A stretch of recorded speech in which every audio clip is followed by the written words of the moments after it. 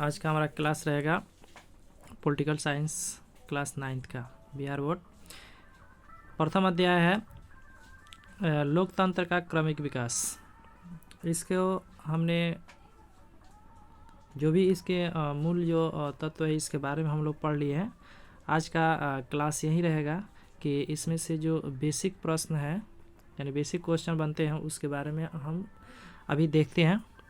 कुछ इसमें से जो है इम्पोर्टेंट क्वेश्चन हमने निकाला है और कुछ अध्याय का भी क्वेश्चन है जिसको हमने पूरा कराया है।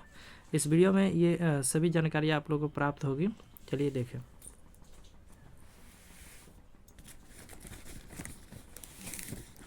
इसमें का जो है हम महत्वपूर्ण कुछ क्वेश्चन फाइंड किए हैं, निकाले हैं। ठीक है, यानी कि ये चैप्टर का नाम है लोकतंत्र का क्रमिक विकास।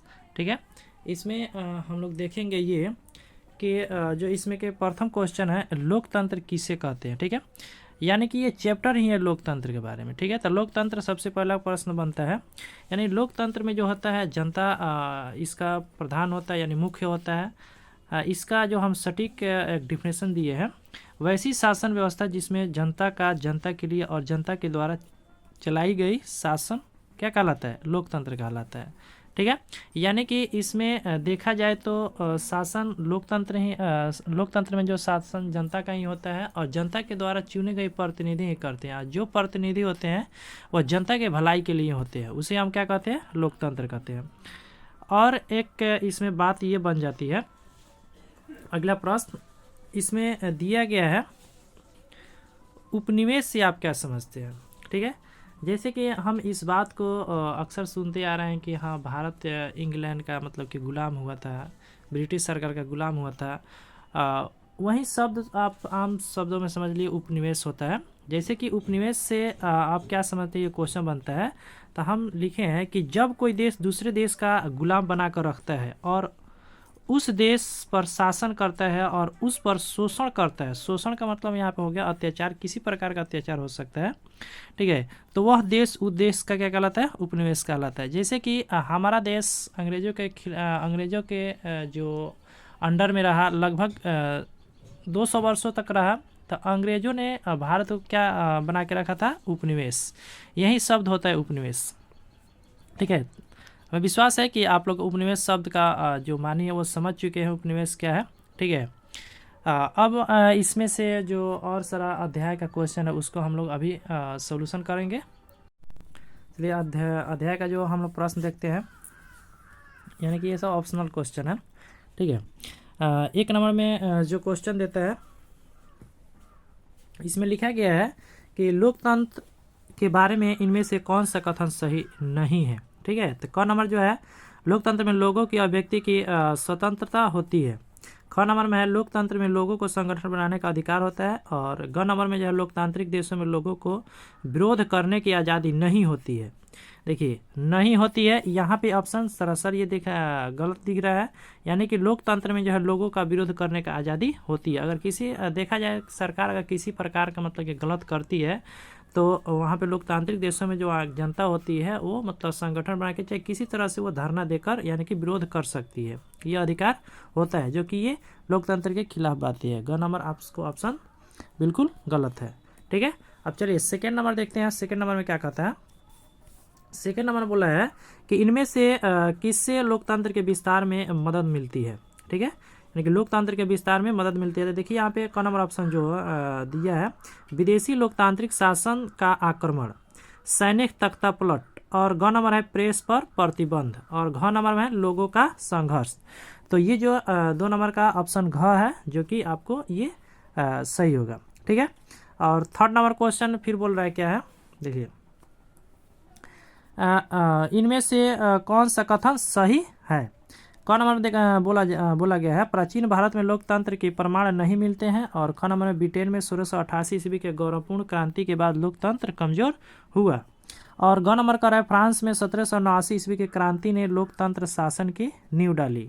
ठीक है, और घ नंबर में कह रहा है पाकिस्तान एवं नेपाल में लोकतांत्रिक शासन को कभी चुनौती नहीं दी, जो कि आपको 3 नंबर क्वेश्चन के अनुसार आपको ग नंबर ऑप्शन सही है। ठीक है, चलिए आगे देख लेते हैं और क्या दे रहा है। यहाँ पे चौथा जो सवाल बन रहा है देखिए कह रहा है कि निम्नलिखित वाक्यांशों में से किसी एक का चुनाव करके इस वाक्य को पूरा कीजिए। अंतर्राष्ट्रीय संगठनों में लोकतंत्र की जरूरत है ताकि, अब देखिए इसमें से कौन सा होगा। क नंबर का है अमीर देशों की बातों का ज़्यादा वजन हो। अब आप देख लीजिए इसके लिए ये सुटेबल है कि नहीं। चलिए ख नंबर देखते हैं, दुनिया के सभी देशों के साथ समान व्यवहार हो।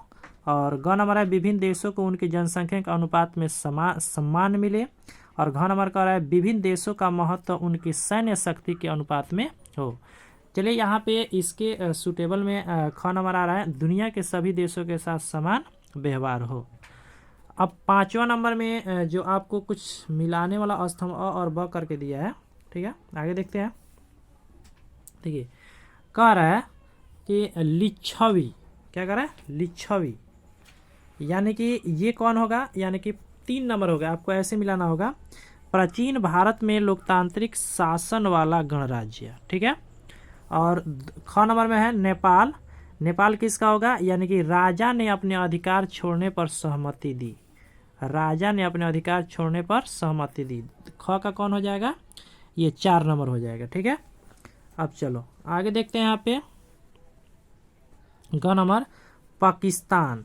पाकिस्तान जो है आपको सैनिक तानाशाही की समाप्ति, सैनिक तानाशाही की समाप्ति। और घ नंबर में जो है घ नंबर में घान, घान देखिए किसका होगा, यानी ब्रिटिश औपनिवेशिक शासन से आज़ादी।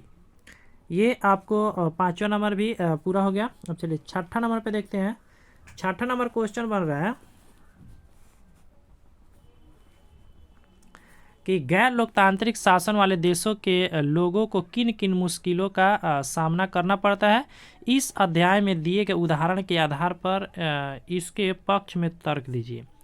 चलिए ये बहुत बढ़िया क्वेश्चन दिख रहा है, यानी गैर लोकतांत्रिक जो शासन वाले देश होते हैं उसमें वहाँ की जो जनता होती है उसको किन किन कठिनाइयों का सामना करना पड़ता है, ठीक है। चलिए इसका हम आंसर दिखाते हैं।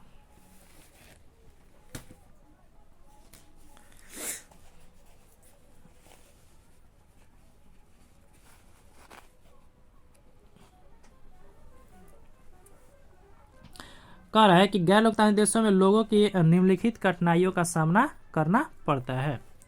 अब देखिए ये कौन कौन सी कठिनाइयां हैं जो एक हम नंबरिंग करके लिख दिए, नंबरिंग बाय नंबरिंग। देखिए फर्स्ट नंबर में कह रहा है कि ऐसी देशों में लोगों का जो मूल अधिकार एवं स्वतंत्रता के अधिकार से वंचित रहते हैं, यानी कि वहाँ पे उनको मूल अधिकार नहीं होता है और वो स्वतंत्र नहीं होते हैं, ये अधिकार उन लोगों से छीन ली गई होती है, ठीक है। सेकेंड नंबर में कहते हैं कि लोगों के अपने विचार व्यक्त करने की आज़ादी नहीं होती है, वहाँ के लोगों की जो यानी कि वहाँ की जनता है जो अपने विचार को दूसरों यानी सरकार के समक्ष नहीं रख सकती है, ठीक है। और थर्ड नंबर जो है लोगों के विरोध करने का अधिकार तथा राजनीतिक गतिविधियां नहीं कर सकते हैं। अब यहाँ पे ये भी बात कही गई है कि सरकार किसी प्रकार का अगर मतलब निर्णय लेती है तो उसमें क्या होता है, वहाँ की जनता का जो है विरोध करने का अधिकार नहीं रहता है और वो राजनीतिक मतलब कि विधियों में वो शामिल नहीं होते हैं, गतिविधियों में शामिल नहीं होते हैं। अब चौथा नंबर दे दिया गया है अपनी मर्जी के सरकार का चुनाव ना कर पाने से तानाशाही शासन व्यवस्था का भी शिकार हो जाते हैं। कौन, जहाँ पे गैर लोकतांत्रिक शासन व्यवस्था होती है। अब चलिए आगे हम लोग यहाँ पे 7वां नंबर जो क्वेश्चन बन रहा है, 7वां नंबर देखते हैं क्या है। 7वां नंबर क्वेश्चन है कि एशिया के 5 गैर लोकतांत्रिक देशों का नाम लिखे। एशिया के अंतर्गत, एशिया एक महादेश है जिसके अंतर्गत मतलब कि 5 गैर लोकतांत्रिक देशों का क्या कर देना है, यानी एग्जाम्पल दे देना है, उदाहरण। चलिए इसको देखते हैं। 7वां नंबर देखिए, 7वां नंबर में आपको 5 को हम लिख दिए हैं।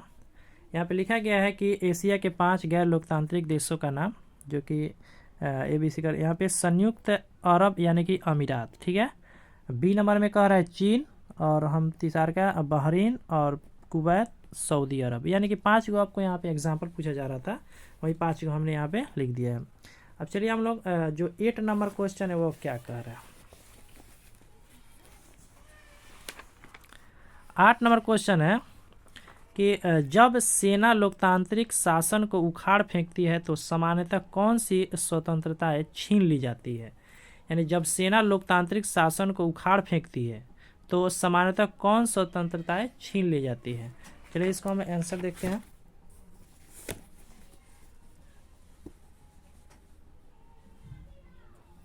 यहाँ पे लिखा गया है सेना द्वारा लोकतांत्रिक शासन व्यवस्था समाप्त करने पर निम्न स्वतंत्रता समाप्त हो जाती है। मतलब कि अब देखिए कौन कौन सी स्वतंत्रता आपको समाप्त हो जाती है। यहाँ पे देखते हैं। एक नंबर में है अभिव्यक्ति भाषण की आज़ादी। माने अभिव्यक्ति का जो भी मतलब अपना बात बोलना चाहते हैं उसकी आज़ादी क्या होती है, खत्म हो जाती है, समाप्त होती है। अब देखिए सेकेंड नंबर कहता है राजनीतिक शासन बनाने का अधिकार। थर्ड नंबर प्रेस की स्वतंत्रता। फोर्थ नंबर शासन चुनने का अधिकार और सरकार के विरुद्ध आवाज उठाने की स्वतंत्रता। ये सभी चीज़ें क्या हो जाती है, समाप्त हो जाती है। अब चलिए अब यहाँ पे हम लोग देख लेते हैं 9th नंबर क्वेश्चन क्या कह रहा है। 9th नंबर क्वेश्चन यहाँ पे थोड़ा सा बड़ा है लेकिन देखिए किस तरह का है। कह रहा है कि इस अध्याय के अध्ययन के आधार पर लोकतंत्र की समान विशेषताओं का उल्लेख कीजिए। मैंने विशेषताओं का उल्लेख करना है। अपनी कक्षा में अलग अलग समूह बना ले और नेपाल तथा पाकिस्तान लोकतंत्र के लिए हो रहे संघर्ष से संबंधित अलग अलग तरह की सूचना इकट्ठी करें। इस प्रश्न पर ध्यान केंद्रित करें। अब चलिए आगे हम लोग देख लेते हैं। इसका आंसर हम लोग बड़ा नहीं करेंगे। देखिए यहाँ पे जो ये हम आंसर लिखे हैं लोकतंत्र की सामान्य विशेषताएं हैं। अब कौन कौन सी है, तो यहाँ पे फर्स्ट नंबर दिया गया है जनता को अपनी मर्जी से सरकार चुनने का अधिकार। सेकेंड नंबर है लोगों की अभिव्यक्ति का अधिकार और थर्ड नंबर है विरोध करने का अधिकार, जो कि यहाँ पे अब 4 नंबर देखते हैं संघ संगठन बनाने का अधिकार और 5 नंबर है राजनीतिक संगठन यानी गतिविधि का अधिकार और 5वां नंबर में बात ये बन जाती है कि मूल अधिकार यानी व्यक्ति स्वतंत्रता। इस तरह से देखा जाए तो फर्स्ट जो चैप्टर था लोकतंत्र में क्रमिक विकास, इस चैप्टर का हमने जो पूरा जितना भी क्वेश्चन निकला उसको हमने निकाल कर आपको सॉल्यूशन करा दिया। चलिए अगला क्लास फिर हम नेक्स्ट डे करेंगे। Thank you.